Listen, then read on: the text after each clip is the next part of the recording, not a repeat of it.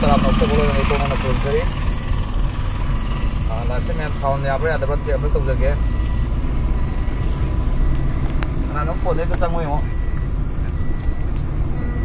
si cacari bersih map nahan koi C umuni C nasa pam juga koi studio dominance ki nungsi jeraba yamba Hamilton lagi koi numit tu dah ada saya tahu numit tu dah orkestra na igi mateng pangbi ba igi satra ang igi nungsi jarba satra nanba mairemba keyboard duga gitar da Rajesh Ukrem duga ai sana kedol sinjaraga je umuni mandi je dina sapam duga ini tugi host bi Helena koina saya mungkin kulungan aku sih dekat coba program ada nak saya mentok jadi betul dah. Bagi tarak kiba, mayam nama teng pang birak kiba, mioi pun ngetarung nama teng pang birak ki, aiba juga list sesuai mayam nama sakan nama mana jaga. Aduh, mayam nama pang birak kiba mateng dukoi kulungan aku sih nama teng tahu nama bahana plan tahu jaga ni tu kulungan aku sih gioi nanti taseng nak koi singa mai 360 kalau ni jaga hai tare singa mai 360 na mayam nama teng pang birak lagi jadi na.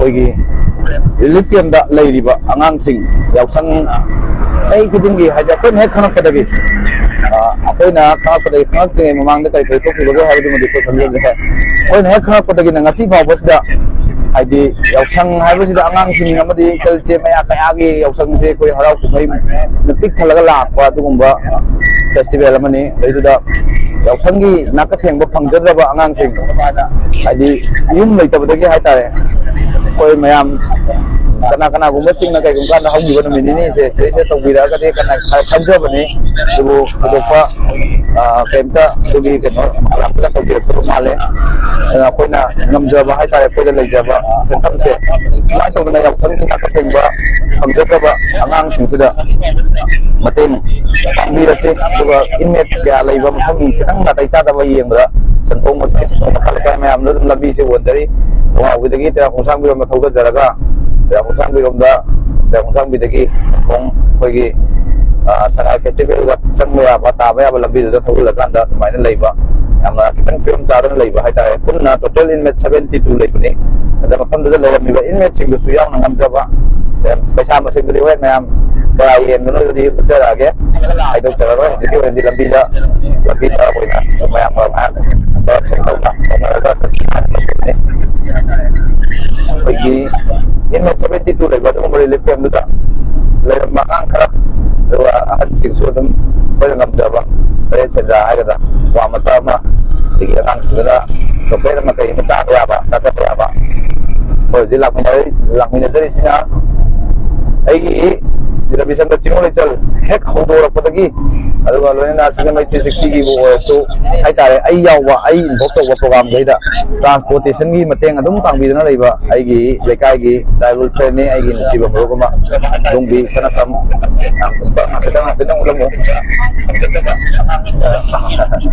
aduga ai gi chanupi resma kalau ini na ai gi chanupi resma gi manang nupi rosmi aduga ai loina bi koi punna ri sa tongda lambi ha jendare to bi jalaga lift ke koi ai hoji ta pau pi do ne adi ai plan ta gunate ha tare ai na ri mo da phone ta wage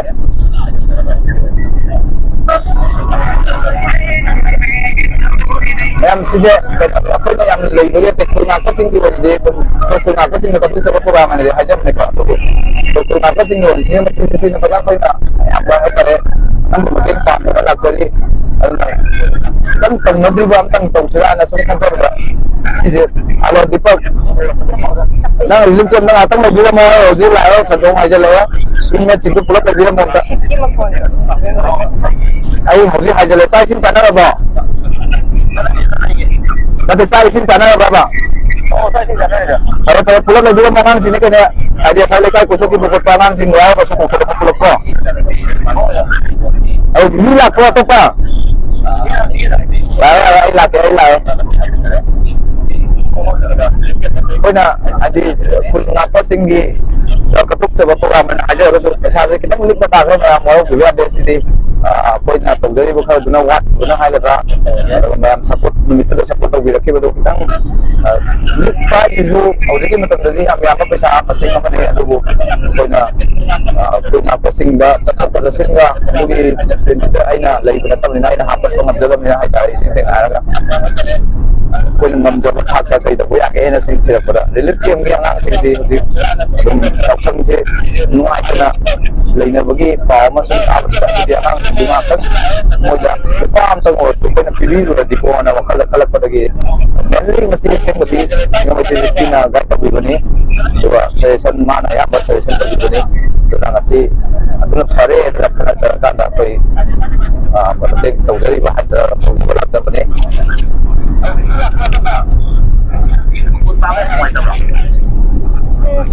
ꯅꯨꯡꯁꯤꯠ ꯐꯨꯖꯟꯕꯒꯤ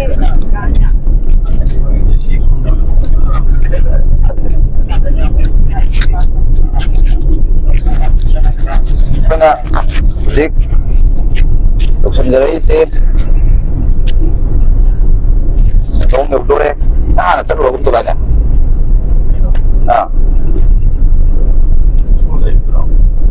ꯅꯥꯀꯟꯗ ꯍꯥꯏꯔꯒ ꯑꯃꯨꯛ ꯆꯠꯃꯤꯟꯅꯔꯨꯔꯒꯨꯝ ꯇꯧꯅꯦꯕ.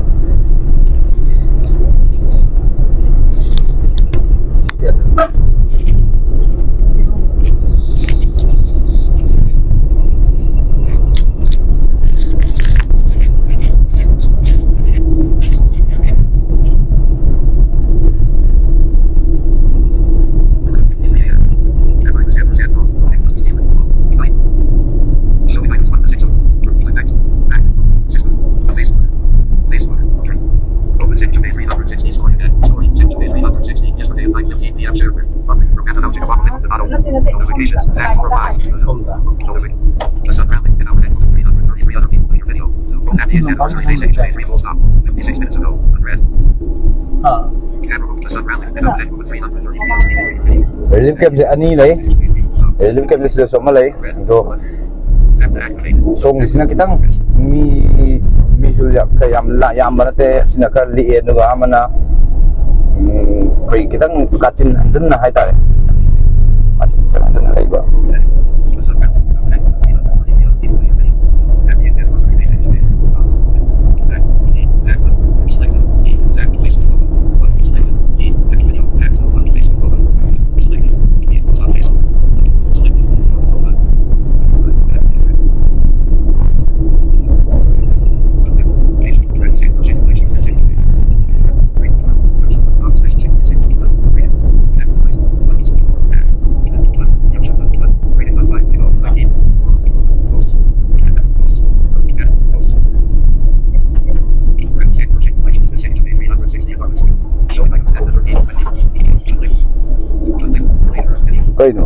Ang live lang di sini.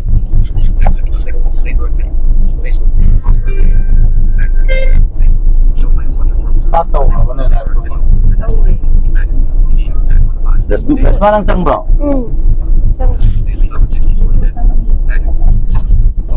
Live bisa lakukan bro.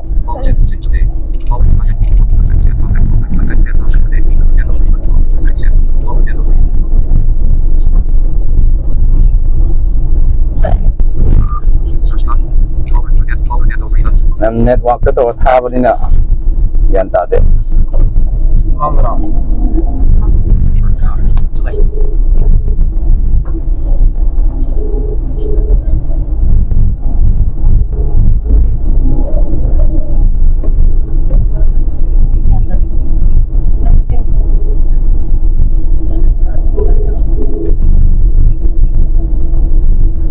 Tahu apa?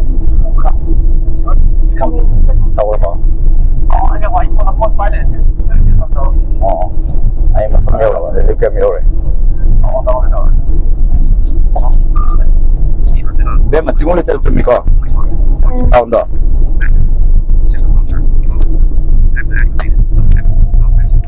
Relief kami ore.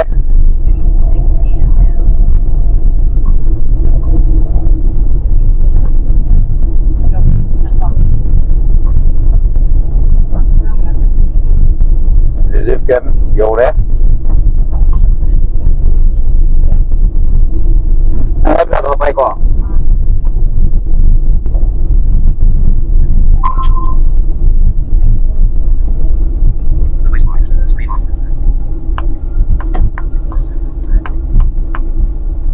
I want to focus. Ang bilas ng kato ulang sa namin. Masa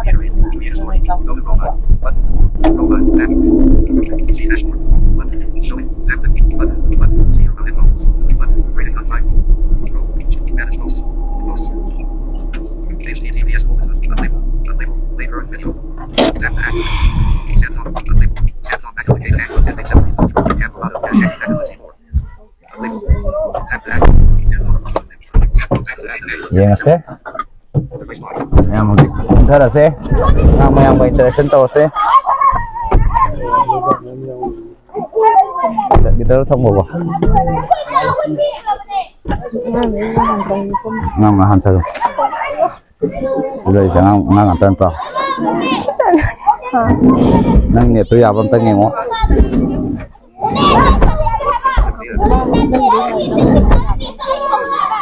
nhiệt ngang mấy em này đấy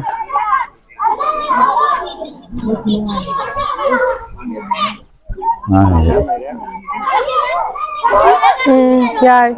Cây nó trên thân là gì vậy? cây cái nó khơi lá trên thân lấy đi bộ Cây nó sana batu apa? sana betul kino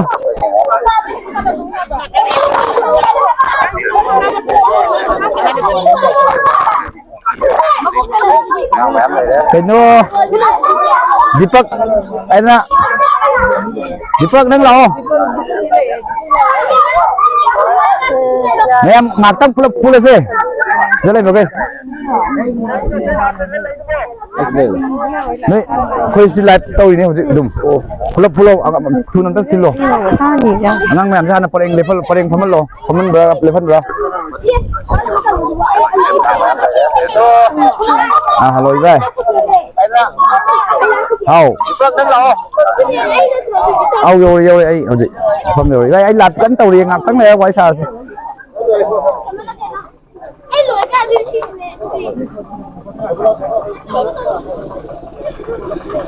Đấy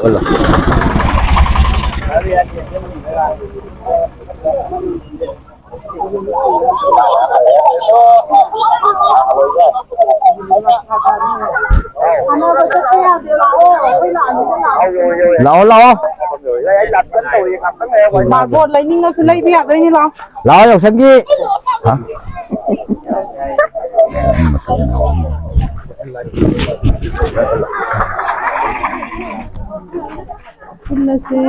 Yang mau angang mau cái đống hang kẹ, anh đây học sinh như nào cái thêm phong bro, ha, phong nghe, phong vậy nè, học sinh là cái thêm phong bro, Yang khai với tất cả nên tất cả.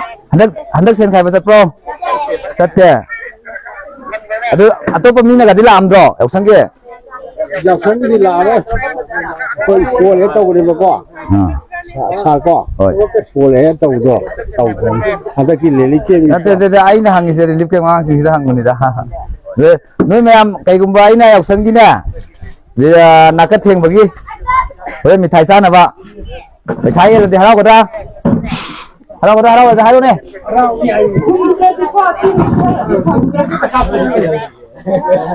Cái máy gì bị thay cái thùng rồi. Khôi nhập cái tàu. Khôi cái ni ko live cái nang tàu đi ko video yaw đi ko video nama cái dum lai se. Nó lỏng không. Do. Angang han ka pun Deepak. Lao tu ka cái nang tàu se. Kui bu sia rồi. Kui ba rồi. Đấy han sing thu lai ba rồi na. Sapong na kibra ba. Han sing su na kalam da phambi ro. Yam badinate yaw sangi angang singi bitta khoi nang ngamjaba Ravi Shankar chingu lai chal haidna singam 360 ga he loina jaba ko to Facebook page sama lai dan han isai macha ma tawde khulngak pa singda ka thok chaba haidna ko aduda mayam na nungsi bidina mateng khara pangbi re ko adugi mayam na nungsi bidina mateng pangbi ke ba singdo akoi na muk sila lai ba angang sing aduga punna dum ahan su yauna ahan ji su kwa matam saba yana ba ngamjaba te chenja khaji tang yam rate khaji tang ko yelamge mayam da yenjaramge ꯑꯗꯨꯗ ꯃꯌꯥꯝꯅꯁꯨ ꯍꯔꯥꯎ ꯍꯔꯥꯎ ꯂꯧꯕꯤꯔꯣ ꯑꯗꯨꯒ ꯔꯕꯤ ꯁꯪꯀꯔ ꯆꯤꯡꯃꯨ ꯂꯩꯆꯜꯗꯒꯤ ꯁꯤꯒ ꯂꯣꯏꯅꯖꯕ ꯑꯗꯩ ꯉꯁꯤ ꯃꯌꯥꯝ ꯑꯩꯈꯣꯏꯒꯤ ꯃꯤꯑꯣꯏ 23ꯃꯨꯛ ꯍꯥꯏꯇꯥꯔꯦ ꯑꯗꯨꯗꯨꯅ ꯃꯇꯦꯡ ꯄꯥꯡꯕꯤꯔꯀꯥꯟꯗ ꯉꯁꯤ ꯑꯩꯅ ꯃꯌꯥꯝꯒꯤ ꯃꯅꯥꯛꯇ ꯂꯥꯛꯄ ꯉꯝꯖꯩꯁꯦ ꯑꯗꯨꯃꯥꯏꯅ ꯃꯌꯥꯝꯗꯨꯅ ꯃꯇꯦꯡ ꯄꯥꯡꯉꯀꯥꯟꯗ ꯉꯝꯃꯤꯅꯦ ꯑꯗꯣ ꯃꯌꯥꯝꯗꯨꯗꯁꯨ ꯑꯗꯨꯒ ꯑꯩꯈꯣꯏ ꯔꯕꯤ ꯁꯪꯀꯔ ꯆꯤꯡꯃꯨ ꯂꯩꯆꯜꯕꯨ ꯑꯗꯨꯝ ꯃꯇꯝ ꯄꯨꯝꯅꯃꯛꯇ ꯒꯥꯏꯗ ꯇꯧꯕꯤꯕ ꯁꯤꯡꯖꯃꯩ 360 ꯁꯦ ꯃꯌꯥꯝꯒꯤ ꯕꯣꯔ ꯂꯧꯖꯒꯦ ꯃꯌꯥꯝꯗꯒꯤ ꯕꯣꯔ ꯅꯤꯖꯒꯦ ꯑꯉꯥꯡ ꯃꯌꯥꯝꯗꯒꯤ ꯕꯣꯔꯁꯨ ꯅꯤꯗꯣꯏꯅꯦ ꯑꯗꯣ ꯑꯍꯟ ꯃꯌꯥꯝꯅꯁꯨ ꯌꯥꯝꯗꯦ ꯊꯤꯗꯅ ꯑꯌꯥꯝꯕ ꯄꯩꯁꯥ ꯅꯠꯇꯦ ꯁꯤꯗꯤ ꯑꯗꯨꯝ ꯀ꯭ꯋꯥ ꯃꯇ ꯑꯃ ꯆꯥꯕ ꯌꯥꯕ ꯍꯥꯏꯇꯥꯔꯦ ꯉꯝꯖꯕ ꯈꯤꯇꯪ ꯌꯦꯜꯂꯝꯕꯅꯤꯀꯣ ꯁꯤꯗ ꯃꯌꯥꯝꯅ ꯌꯥꯝꯗꯦ ꯊꯤꯅꯔꯣꯏꯁꯤꯀꯣ ꯑꯍꯟꯁꯤꯡꯁꯨ ꯑꯗꯨꯝ ꯄꯨꯜꯂꯁꯦ ꯗꯤꯄꯛ ꯅꯪꯅ ꯁꯤꯟꯕꯤꯔꯣ ꯑꯍꯟꯁꯤꯡꯅ ꯅꯥꯀꯜ ꯑꯃ ꯑꯉꯥꯡꯁꯤꯡꯅ ꯅꯥꯀꯜ ꯑꯃ ꯑꯝꯇꯪ ꯁꯤꯟꯕꯤꯌꯨꯅꯦ ꯑꯗꯒꯤ ꯑꯩꯒꯤ ꯏꯆꯥ ꯅꯨꯄꯤ ꯔꯦꯁꯃꯥꯒ ꯇꯧꯔꯒ ꯀꯅꯥꯅꯣꯃ ꯐꯣꯟꯗꯣ ꯄꯥꯏꯔꯣ ꯃꯨꯡ ꯄꯥꯏꯔꯣ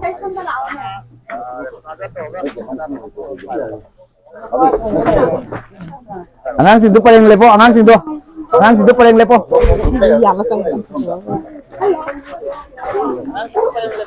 ꯁꯨꯃꯥꯏꯅ ꯂꯥꯛꯑꯀꯥꯟꯗ ꯅꯣꯏꯒꯤ ꯃꯤꯊꯥꯏ ꯆꯥꯅꯕ ꯄꯩꯁꯥꯒ ꯄꯤꯕꯁꯦ ꯍꯔꯥꯎꯒꯗ꯭ꯔꯥ ꯍꯔꯥꯎꯔꯣꯏꯗ꯭ꯔꯥ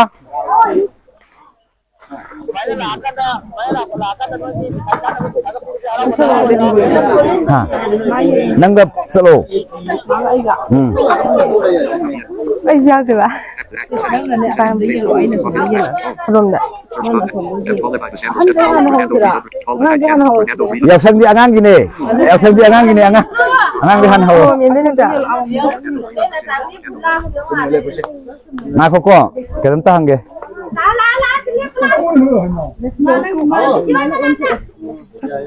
ꯇꯧꯈ꯭ꯔꯕꯣ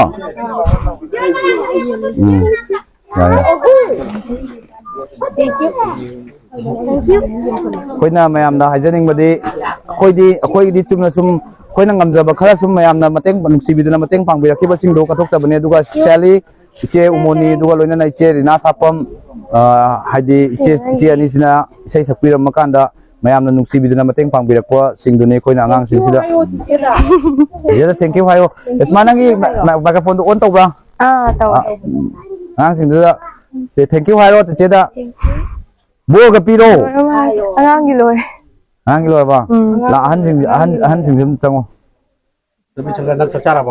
ꯑꯩ ꯆꯥꯛ ꯆꯥꯔꯛꯄꯗ ꯉꯥꯏꯔꯤ ꯃꯌꯥꯝꯗ ꯈꯨꯔꯨꯝꯃꯣ ꯏꯕꯣꯛꯇꯒꯤ ꯈꯨꯔꯨꯝꯃꯒ ꯕꯣꯔ ꯅꯤꯔꯣ ꯌꯥꯝꯗꯦ ꯊꯤꯕꯤꯒꯅꯣ ꯑꯗꯨꯒ ꯑꯇꯣꯞꯄ ꯍꯥꯏꯗꯤ ꯏꯔꯝꯗꯝꯁꯤꯗ ꯂꯩꯕꯤꯔꯤꯕ ꯄꯨꯛꯆꯦꯜ ꯆꯥꯎꯕ ꯆꯥꯎꯕꯤ ꯃꯌꯥꯝ ꯑꯃ ꯂꯩꯔꯤ ꯑꯗꯨꯁꯤꯡꯗꯨꯅꯁꯨ ꯑꯩꯈꯣꯏ ꯑꯇꯣꯞꯄ ꯔꯤꯂꯤꯐ ꯀꯦꯝꯁꯨ ꯆꯠꯆꯅꯤꯡꯉꯦ ꯑꯗꯨꯕꯨ ꯑꯩꯈꯣꯏꯅ ꯑꯩꯈꯣꯏꯒꯤ ꯁꯛꯇꯤꯒꯤ ꯋꯥꯡꯃꯗ ꯍꯥꯏꯗꯤ ꯔꯕꯤ ꯁꯪꯀꯔ ꯆꯤꯡꯃꯨ ꯂꯩꯆꯜꯒꯤ ꯁꯛꯇꯤꯒꯤ ꯋꯥꯡꯃꯗ ꯑꯣꯏꯔꯦ ꯑꯗꯨꯅ ꯑꯩꯅ ꯉꯝꯖꯕ ꯅꯨꯃꯤꯠꯇꯨꯗ ꯇꯥꯔꯛꯈꯤꯕ ꯁꯦꯟꯐꯝꯁꯤꯡꯗꯨ ꯑꯩꯅ ꯍꯥꯏꯗꯤ ꯀꯠꯊꯣꯛꯆꯒꯦ ꯍꯥꯏꯗꯅ ꯍꯥꯏꯖꯔꯛꯈꯤꯕ ꯁꯦꯟꯐꯝꯁꯤꯡꯗꯨꯁꯨ ꯑꯩ ꯍꯣꯔꯦꯟ ꯂꯤꯁ ꯑꯣꯏꯅ ꯊꯥꯒꯠꯆꯔꯛꯅꯕ ꯍꯣꯠꯅꯖꯒꯦ ꯑꯗꯨꯒ ꯑꯩꯅ ꯁꯤꯗ ꯇꯣꯇꯦꯜ ꯏꯟꯚꯦꯠ 70 ꯂꯩꯕ ꯌꯥꯝꯕ ꯅꯠꯇꯦ ꯂꯨꯄꯥ 50 ꯈꯛ ꯍꯥꯏꯇꯥꯔꯦ ꯂꯨꯄꯥ 50 ꯈꯛꯇꯪ ꯑꯉꯥꯡ ꯄꯨꯟꯅ ꯆꯨꯞꯄꯒ ꯌꯥꯎꯁꯪꯒ ꯃꯔꯤ ꯂꯩꯅꯅ ꯌꯦꯟꯖꯔꯝꯒꯦ ꯍꯥꯏꯗꯅ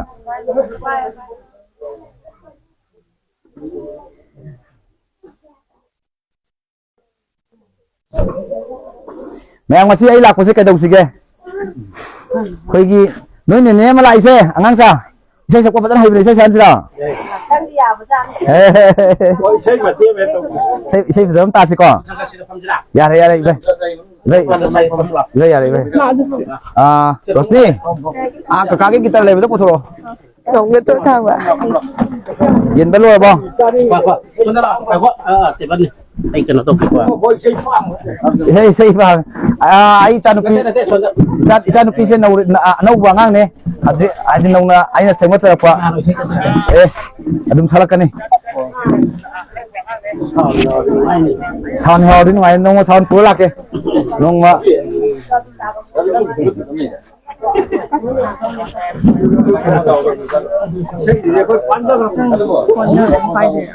Dum sebanyak saya dum live ni nak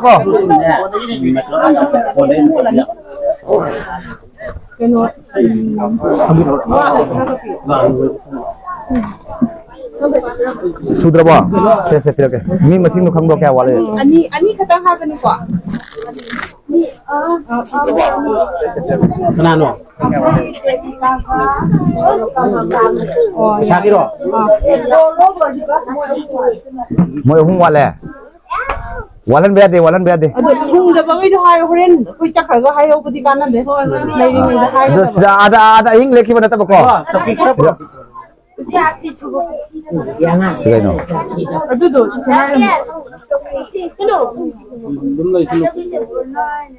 jadi lu tu jauh tu siare ba adum free wen adum sakse yaw suno adum free wen sakse angang kai Sino nung ay nang YouTube ba nung tagala ko na sa ko. na tu yaw no ba kangne ba kande Kanano sa to? ano ya ay dum kita ko ke bayane ba ay sar pi mo kon ho ko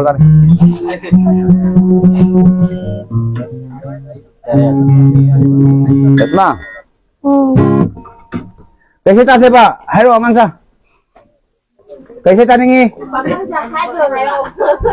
कनागी से तानेंगे से हेरो gom ni angang sino heरो angang sino kumo heरो कैसे तानेंगे हेरो दुपी ने सको di हेरो अब संगे कैसे न हेरो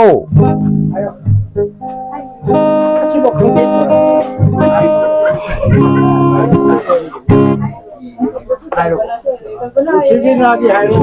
Tapi nandiyan sa iyo. Hindi siya yung saksi hayo. Yung pagbam sa ocean. Yang Ôi, chị ơi. Kanakanaw no ko. Bema Hayo ka no isay. Isay sayo sino tu dia ni isay hai dia ha Uy, kasi ako sang mande. Yung man di hayo ba. May to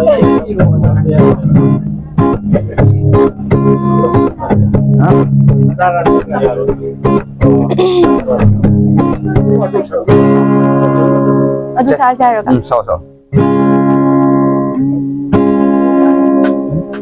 Ay, maya. Sai ko Xoay xeo sương mặn đi, đi cài lấy xa thục đi, cứ đi cài đã lắm và tên lì. Xoay xeo sương mặn đi, đi cài lấy xa thục đi, cứ đi cài đã lắm và tên lì. Ông cha ba đang đi, thì ôi nhìn ra, đã mang được cái nào sương hình đã ba. Để cho mấy ơi anh bukan lek nari, nang walang pangkong ngai di bali. Nauridi, nang di natuda, nang mapangjawa kalida. Ha, nauridi, nang di natuda, nang mapangjawa kalida. Ha, nang di natuda mo, nang mo, nang jasara, ay nakakmak na ay hirang ay ay biro. Nang di natuda mo, naramdam mo, ay jasara, ay nakakmak na ay himay na ay biro. Matang kaya ng mga irakla Ay ba'y matang sino'y naman Jahi kaya ng mga irakla Ay ba'y mahay na siyo'y naman Nang ginagay na mo naramdam mo Tingin jasano Nang ginakutmat na ay gimay na pinay biro Nang ginagay na mo naramdam mo Tingin jasano Nang ginakutmat na ay gimay na pinay biro ya po Hello po. Tang khal ko bira na ay matiem kamo ko. Ay na na. Kamake na biga. ni ma ko si sa ko biyaw bro Ay bra ta hay biyaw bra. kana yawi law kana thulo law Ko nga break to ko ay nayam wala biya de ko asum angang mayam juga interaction to ganin to ni kamen mo makha rotni kamen mo makha pao sum kamen pe ko yemo Ay gito matiem to. Nakabaralam ta kimiyo lấy cái tâm si ba thân lời xe đời làm mi vì sau đây nhau sự ta là si ba là lời ba lần ta kim nia kita balu Guys, ano sino pa mabungog pagi sa inyo? Angam sa ni. Angam lao. Kana lao sila ko bilo. Ano kami? Noy minak misa di. Comment sa dali ko may taw. Siday targa tanggay niyo. Ano gra ba ay ko isa isa tar ito dro. Say. Diba ang sa ko. Oo ba? Sakit. Yan tanam ta pampo. Kasi hay daw mi de kray. Pa hay mani kije. Gra comment. Lawa. Kami mo kaya mo. Tawa ka na ano sa pwede. Ba salat. Kano di mi kam lagi. Mali sa tar.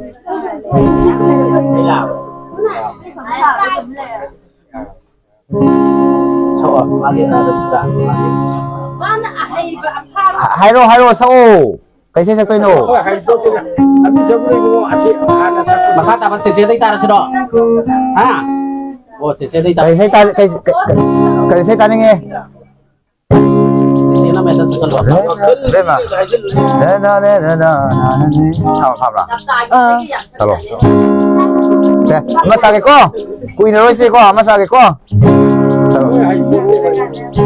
Lấy sai khơi nở nở xe cắn na mai cắn na nè lấy sai khơi nở nở xe cắn na mai cắn na nè nó khơi nở la ai khơi nở lại ba nó khơi nở la ai khơi nở lại ba lòng ta ghi áo xanh lại gần áo xanh như nước biển hạt đâu lòng ta ghi áo xanh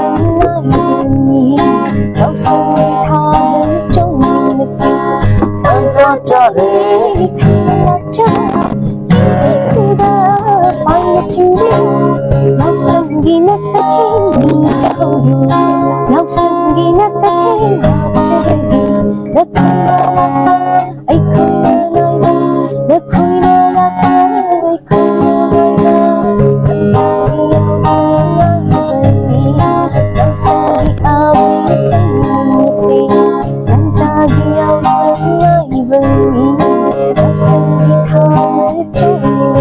Takak lo.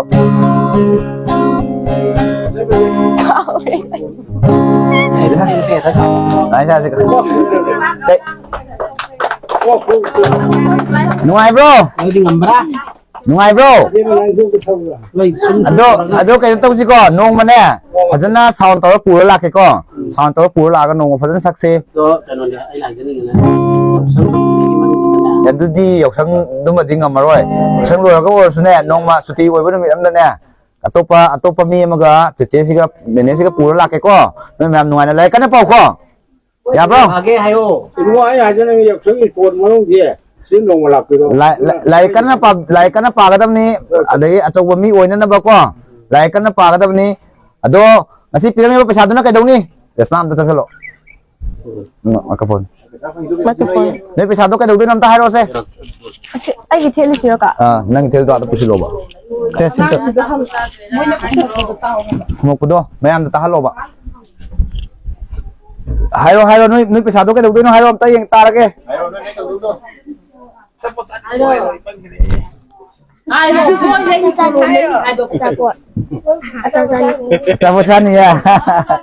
Sabot tu ko. Pinandang ite, pinandam ta tanggal. Karena mana sih? Ado do mamang gitu. Nang kay lay ni. ai boleh ni Boy lay niya. Lay ka na pao ko. Lay ka na pao ko. Lay ka na para ka sa mi oy na hona ka daw ni ko. Lagi no sida lay na kay so wakal nungay ta bakhan nganu ko. Lagi koi lab sibu yang biri ba mayam puna magta hajaning mo di koi di kahita le koi nang ngamjaba level du khutang oy na tawjabani. Top kana gumba sing pungsel chawbi lay riba sing sina su to koi nang si chachari ba sida thungma ngamjada ba relief camp haita koi relief camp ani hum su na chachani ngi du ngamjada bani na.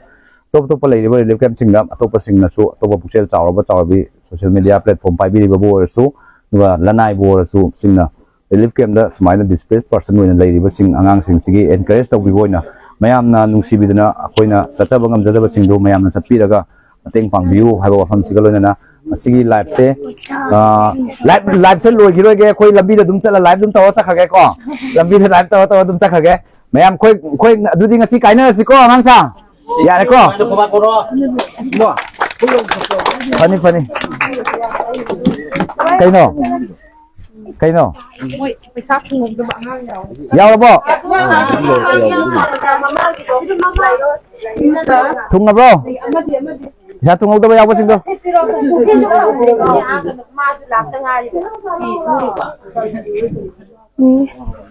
Nese, da ko da ki thaba ko na dum tha let's record to di yam nungai ra to di mai ben yam de thina si ko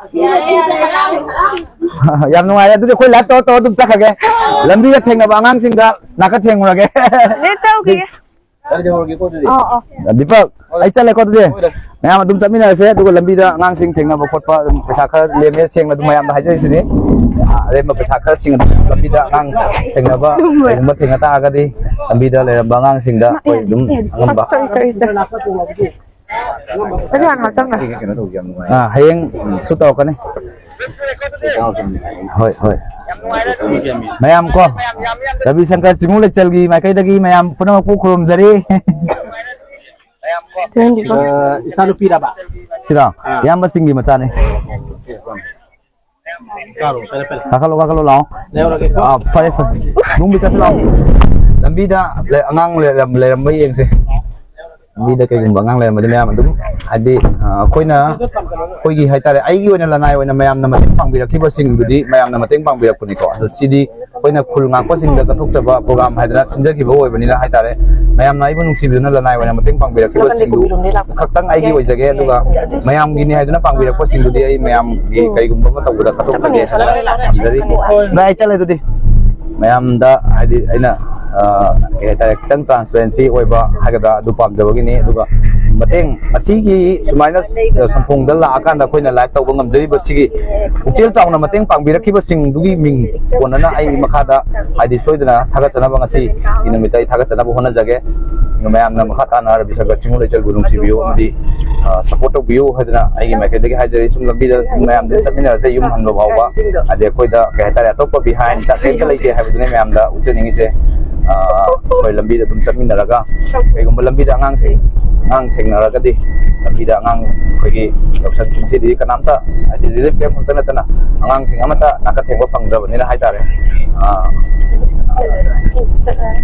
ngang sing kana lambi da leram ge hadu yeng ase duga koi ngam jaba pa mata ta worsu bijaram na bahona jage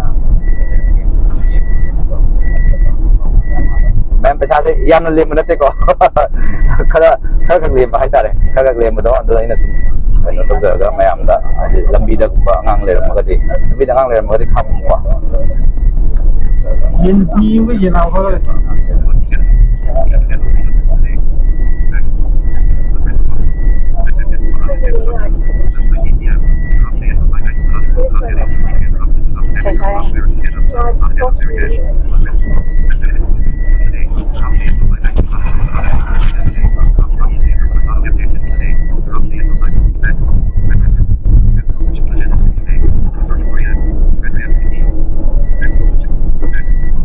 lambi se koi tra khong sang mi dagi hajalaga mu kha sigi manak na per so ke mle bo adu sinam mayam na kha du ke da khangbi ba wat ba haga ai se personality ki nate sum mayam na dan ka chin noi na sang ma hai da sai to lom da nak na sidagi som na kan lambi rom da hai ge se kokta ta ge ni som na kan da koi no ji tholai sina sidagi mayam khau ta ba ya lambi hai da relief ke ma sida su lai bune ado dalai ba relief ke pudi changder mangam re mi su yam ba hai ta angang su yam ba siang na ha ga de siang ba di angang su yam mi su yam lam ba ko ngasi le mi ba inmet 70 ka tu da adi ko ni yan thukung mi du mai na amba da ding ngam moi da ba hai ta siang na koi soi da hayeng su hai ta hayeng soi na mayam da aku bar te samaga du brand kan jara ge ati samaga loinana hayengsu live tauba ngamnaba honajari mayamna support taubiyo mayamna saruk yabiyo hada jadi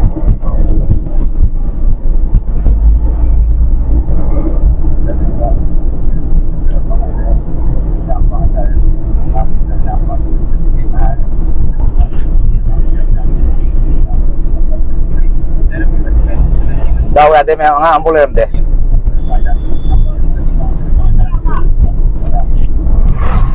lambi jangang le ngada kan nga ambulem de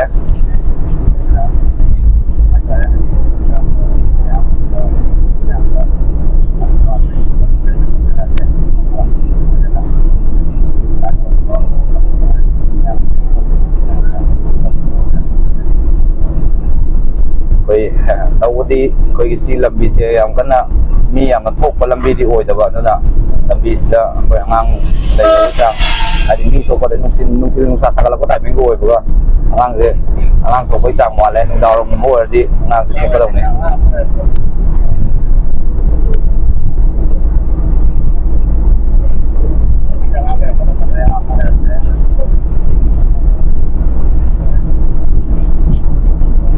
chapdi achoi ba khara kai ga pasai mudi han da khanjar madi ang tang khatgal la kan da koi smine yen sira na khala khanna ba dagi ang tang yen ba da koi pot yaw na yang hang chat do dun nuai da da na di game am relief game am da policy ngani mari hai sidi kasna din na da ang tang yen ro relief game am da pa chani sum sambi sawa hai tare ang yang kai le kala sum ka chawa ka ne da relief game ma am cha to ko singi dugi expenditure ma am do koi da koi na biya ta do koi da dugi condition se tang phone na leibna phone da chalaga han ju yaw na pun na ye ko ma se da mai na ana chala ta da ne ma am la na bi da ma jari mungkin saya yang kan na sagala ko oi bini na nga am bok thingan de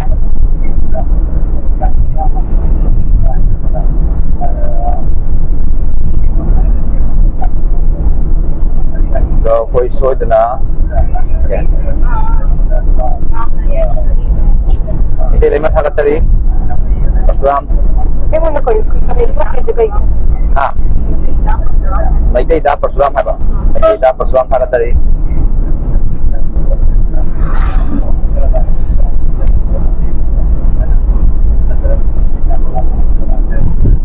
live xe anh cần mới làm sao làm đúng mà đấy rồi anh dùng này làm đó rồi là hai đi top behind đã hai đây để live game chất là cái số rồi cái máy hai là qua để đi behind tôi cái lấy cái hai bên mình làm đó làm cho nên là live xe đúng tập giờ đấy anh thấy yêu nhiều lắm một thật là cái yêu nhiều là xin là cái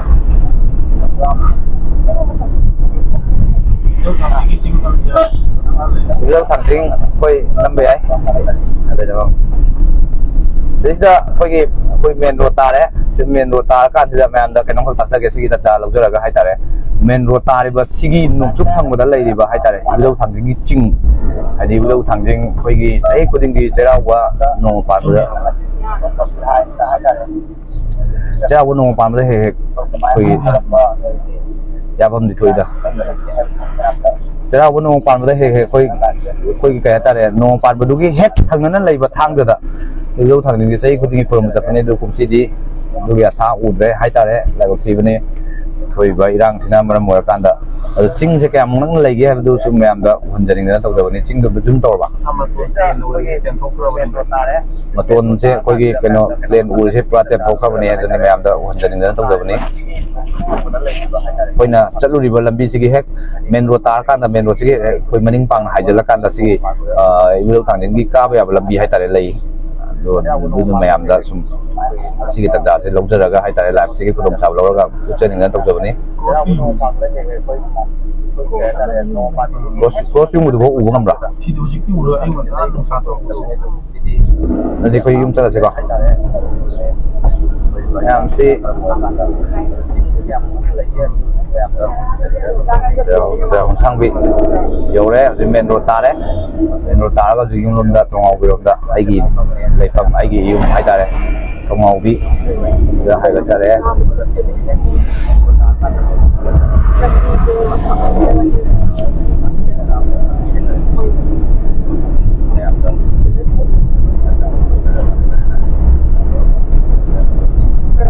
ꯑꯩꯈꯣꯏꯅ ꯔꯕꯤ ꯁꯪꯀꯔ ꯆꯤꯡꯉꯨ ꯂꯩꯆꯜꯅ ꯍꯦꯛ ꯍꯧꯗꯣꯔꯛꯄꯗꯒꯤ ꯍꯥꯏꯇꯥꯔꯦ ꯁꯦꯞꯇꯦꯝꯕꯔꯒꯤ date 16ꯗꯒꯤ ꯔꯕꯤ ꯁꯪꯀꯔ ꯆꯤꯡꯉꯨ ꯂꯩꯆꯜꯁꯦ live ꯍꯧꯖꯔꯛꯄꯅꯤ September date 16ꯗꯒꯤ ꯂꯥꯏꯚ ꯍꯧꯖꯔꯛꯄꯗꯒꯤ ꯉꯁꯤ ꯐꯥꯎꯕ ꯑꯗꯨꯝ ꯃꯇꯝ ꯄꯨꯝꯅꯃꯛꯇ ꯑꯩꯒꯤ ꯂꯥꯏꯚ ꯁꯤꯌꯔ ꯇꯧꯕꯤꯕ ꯑꯗꯒꯤ ꯑꯩꯕꯨ ꯁꯞꯄꯣꯔꯠ ꯇꯧꯕꯤꯔꯤꯕ ꯇꯣꯉꯥꯟ ꯇꯣꯉꯥꯟꯕ ꯍꯥꯏꯗꯤ ꯄꯔꯁꯣꯅꯦꯜ ꯑꯦꯀꯥꯎꯟ ꯑꯗꯨꯒ ꯄꯦꯖ ꯃꯌꯥꯝ ꯑꯃꯒꯤ ꯃꯇꯦꯡ ꯃꯌꯥꯝ ꯂꯩ ꯑꯗꯨꯕꯨ ꯅꯣꯡꯃꯒꯤ ꯁꯨꯡꯁꯣꯏ ꯁꯣꯏꯗꯅ ꯍꯥꯏꯇꯥꯔꯦ ꯁꯤꯡꯖꯃꯩ 360ꯅ ꯑꯌꯥꯝꯕ ꯁꯞꯄꯣꯔꯠ ꯇꯧꯕꯤꯔꯀꯥꯟꯗ ꯉꯁꯤꯒꯤ ꯑꯩꯒꯤ ꯍꯧꯖꯤꯛ ꯑꯩꯒꯤ ꯐꯣꯂꯣꯋꯔꯁꯤ ꯃꯌꯥꯝꯅ ꯅꯨꯡꯁꯤꯕꯤꯗꯨꯅ 7,000 ꯐꯣꯂꯣꯋꯔ ꯌꯧꯕ ꯉꯝꯖꯔꯦ ꯇꯥꯃꯣꯅ ꯇꯥꯃꯣ ꯏꯇꯦꯟ ꯃꯥꯏꯕꯝꯅ ꯀꯥꯞꯊꯔꯛꯇꯅ ꯇꯥꯛꯄꯤꯔꯛꯑꯦ ꯇꯥꯃꯣ ꯀꯥꯞꯊꯔꯛꯑꯔꯣꯏ ꯑꯩ ꯂꯥꯏꯐꯇꯣ ꯑꯝꯇꯪ ꯇꯥꯃꯣ ꯅꯧꯅ ꯆꯪꯉꯛꯄ ꯃꯥꯜꯂꯦ ꯑꯝꯇꯪ ꯌꯦꯡꯕꯤꯔꯣ ꯀꯔꯤ ꯀꯔꯤ ꯑꯋꯥꯠ ꯑꯄꯥ ꯂꯩꯒꯦꯗꯣ ꯅꯅꯥꯎꯒꯤꯗꯣ ꯑꯌꯥꯝꯕꯒꯤ ꯃꯣꯠ ꯇꯥꯖꯒꯦ ꯑꯩꯈꯣꯏ ꯅꯍꯥꯟ ꯏꯁꯩ ꯇꯥꯃꯣ ꯏꯇꯦꯟ ꯌꯥꯝ ꯆꯥꯎꯅ ꯑꯗꯨꯝ ꯃꯇꯦꯡ ꯄꯥꯡꯕꯤꯗꯨꯅ ꯂꯩꯕ ꯔꯕꯤ ꯁꯪꯀꯔꯒꯤꯗꯃꯛꯇ ꯑꯗꯨꯝ ꯄꯥꯝꯕꯣꯝ ꯇꯤꯡꯕꯤꯗꯨꯅ ꯂꯩꯕ ꯁꯤꯡꯖꯃꯩ 360ꯒꯤ ꯌꯥꯝ ꯃꯔꯨꯑꯣꯏꯕ ꯇꯤꯝ ꯃꯦꯝꯕꯔ ꯑꯃꯅꯤ ꯇꯥꯃꯣ ꯍꯣꯏ ꯃꯌꯥꯝ ꯆꯪꯗꯅ ꯅꯍꯥꯟ ꯑꯩꯈꯣꯏ ꯂꯥꯏꯚ ꯑꯃ ꯏꯆꯦ ꯎꯃꯣꯅꯤ ꯋꯤꯠ ꯏꯆꯦ ꯔꯤꯅꯥ ꯁꯥꯐꯝ ꯄꯨꯟꯅ ꯇꯧꯃꯤꯟꯅꯖꯈꯤꯕ ꯂꯥꯏꯚꯁꯤꯗꯒꯤ ꯑꯩꯈꯣꯏ ꯃꯣꯏꯒꯤ ꯕꯪꯀꯔꯒꯁꯨ ꯑꯗꯨꯝ ꯎꯕꯅꯦ ꯑꯩꯈꯣꯏ ꯂꯥꯏꯚꯇꯨꯗ ꯍꯥꯏꯇꯥꯔꯦ ꯂꯥꯏꯚꯇꯨꯗ ꯃꯇꯦꯡ ꯄꯥꯡꯕꯤꯔꯛꯈꯤꯕ ꯁꯤꯗ ꯎꯔꯤꯕ ꯀꯦꯅꯦꯜ ꯑꯗꯨꯝ ꯇꯧ ꯌꯥꯕ꯭ꯔꯥ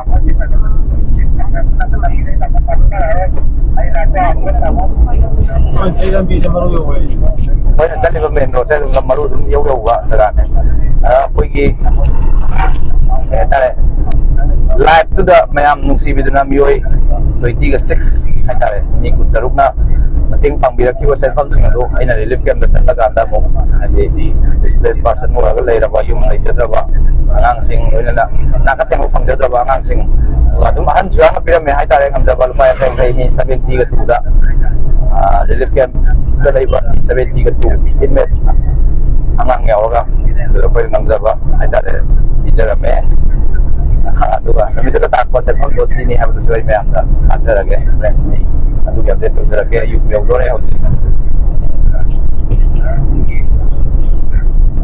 ꯁꯤ ꯄꯨꯝꯅꯃꯛ ꯑꯩꯅ ꯉꯝꯖꯔꯤꯁꯦ ꯑꯁꯦꯡꯕꯗꯤ ꯁꯤꯡꯖꯃꯩ 360ꯒꯤ ꯀꯣꯔ ꯇꯤꯝ ꯍꯥꯏꯇꯥꯔꯦ ꯃꯦꯟꯂꯤ ꯁꯤꯡꯖꯃꯩ 360ꯒꯤ ꯃꯦꯟ ꯑꯦꯗꯃꯤꯟ ꯑꯣꯏꯕꯤꯔꯤꯕ ꯏꯅꯥꯎ ꯃꯥꯅ ꯅꯨꯡꯁꯤꯕꯤꯗꯨꯅ ꯃꯥꯅ ꯒꯥꯏꯗ ꯇꯧꯕꯤꯕ ꯑꯃꯗꯤ ꯁꯤꯡꯖꯃꯩ 360ꯒ ꯅꯛꯅꯖꯕ ꯇꯤꯝ ꯃꯦꯝꯕꯔꯁꯤꯡ ꯈꯨꯗꯝ ꯑꯣꯏꯅ ꯇꯥꯃꯣ ꯏꯇꯦꯟ ꯃꯥꯏꯕꯝ ꯑꯗꯨꯒ ꯁ꯭ꯇꯨꯗꯤꯑꯣ ꯗꯣꯃꯤꯅꯦꯟꯁꯀꯤ ꯇꯥꯃꯣ ꯔꯇꯟ ꯑꯗꯒꯤ ꯏꯅꯥꯎꯁꯤꯡ ꯏꯅꯥꯎ ꯃꯌꯥꯝ ꯂꯩꯔꯤ ꯁꯤꯡꯖꯃꯩ 360ꯒꯤ ꯍꯥꯏꯗꯤ ꯑꯦꯗꯃꯤꯟ ꯑꯣꯏꯕꯤꯕ ꯏꯅꯥꯎ ꯅꯤꯀꯣ ꯗꯤꯛꯁꯟ ꯑꯗꯩ ꯃꯥꯂꯪꯕ ꯑꯗꯒꯤ ꯏꯅꯥꯎ ꯑꯣꯄꯦꯟ ꯏꯅꯥꯎ ꯃꯅꯤꯀꯥꯟꯇ ꯇꯣꯉꯥꯟ ꯇꯣꯉꯥꯟꯕ ꯏꯅꯥꯎꯁꯤꯡ ꯃꯃꯤꯡ ꯄꯟꯕꯗ ꯆꯤꯊꯕ ꯌꯥꯎꯔꯒꯁꯨ ꯃꯣꯏ ꯃꯌꯥꯝꯁꯤꯒꯤ ꯃꯇꯦꯡꯅ ꯔꯕꯤ ꯁꯪꯀꯔ ꯆꯤꯡꯉꯨ ꯂꯩꯆꯜꯅ ꯉꯁꯤꯒꯤ ꯍꯥꯏꯗꯤ ꯌꯥꯝꯅ ꯄꯥꯡꯖꯗ꯭ꯔꯕ ꯊꯧꯔꯝ ꯑꯁꯤ ꯇꯧꯕ ꯉꯝꯖꯕꯅꯤ ꯃꯌꯥꯝ ꯌꯨꯝ ꯌꯧꯔꯦ ꯑꯩꯒꯤ ꯌꯨꯝ ꯌꯧꯕꯒ ꯂꯣꯏꯅꯅ ꯃꯌꯥꯝ ꯂꯥꯏꯚꯁꯦ ꯂꯣꯏꯁꯤꯟꯖꯔꯒꯦ ꯌꯨꯝꯗ ꯑꯝꯇꯪ ꯎꯠꯂꯝꯃꯣ ꯑꯩꯒꯤ ꯌꯨꯝꯅꯤ ꯃꯌꯥꯝ ꯑꯩ ꯒꯦꯠꯁꯦ ꯌꯧꯖꯔꯦ ꯃꯌꯥꯝ ꯂꯥꯏꯚꯁꯦ ꯂꯣꯏꯁꯤꯟꯖꯅꯕ ꯇꯧꯖꯔꯒꯦ ꯍꯥꯏꯗꯅ ꯃꯌꯥꯝ ꯄꯨꯝꯅꯃꯛ ꯑꯔꯣꯏꯕ ꯑꯣꯏꯅ ꯔꯕꯤ ꯁꯪꯀꯔ ꯆꯤꯡꯉꯨ ꯂꯩꯆꯜꯒꯤ ꯃꯥꯏꯀꯩꯗꯒꯤ ꯈꯨꯔꯨꯝꯖꯔꯤ ꯂꯥꯏꯚꯁꯤꯕꯨ ꯀꯣꯟꯅ ꯌꯦꯡꯕꯤꯔꯛꯀꯗꯧꯔꯤꯕ ꯂꯣꯏ ꯐꯥꯎꯕ ꯌꯦꯡꯕꯤꯕ ꯃꯌꯥꯝꯅ ꯍꯥꯏꯗꯤ ꯀꯔꯤ ꯀꯃꯦꯟ ꯁꯖꯦꯁꯟꯅꯆꯤꯡꯕ ꯄꯤꯕꯤꯔꯛꯄꯗꯨ ꯍꯔꯥꯎꯅ ꯌꯥꯖꯔꯤ ꯕꯦꯠ ꯀꯃꯦꯟꯒꯤ ꯃꯍꯨꯠꯇ ꯑꯩꯅ ꯍꯣꯠꯅꯖꯔꯤꯕ ꯁꯤꯗꯩꯁꯤꯗ ꯑꯄꯦꯟ ꯄꯦꯟꯗꯁꯤꯡꯗꯨ ꯑꯦꯟꯀꯔꯦꯖꯀ ꯂꯣꯏꯅꯕ ꯋꯥꯍꯩꯅ ꯄꯨꯛꯅꯤꯡ ꯊꯧꯒꯠꯄꯤꯔꯒ ꯃꯌꯥꯝꯒꯤ ꯑꯄꯦꯟ ꯄꯦꯟꯗꯗꯨ ꯄꯔꯁꯣꯅꯦꯜ ꯅꯝꯕꯔꯗꯕꯨ ꯑꯣꯏꯔꯁꯨ ꯑꯗꯨꯒ ꯑꯩꯒꯤ ꯀꯃꯦꯟꯇꯕꯨ ꯑꯣꯏꯔꯁꯨ ꯁꯖꯦꯁꯟ ꯇꯧꯕꯤꯔꯛꯎ ꯃꯌꯥꯝꯒꯤ ꯁꯖꯦꯁꯟ ꯍꯔꯥꯎ ꯇꯌꯥꯝꯅ ꯂꯧꯖꯒꯅꯤ ꯍꯥꯏꯕ ꯋꯥꯐꯝꯁꯤꯃ ꯊꯝꯖꯔꯒ ꯃꯌꯥꯝ ꯄꯨꯝꯅꯃꯛ ꯑꯔꯣꯏꯕ ꯑꯣꯏꯅ ꯈꯨꯔꯨꯝꯖꯔꯤ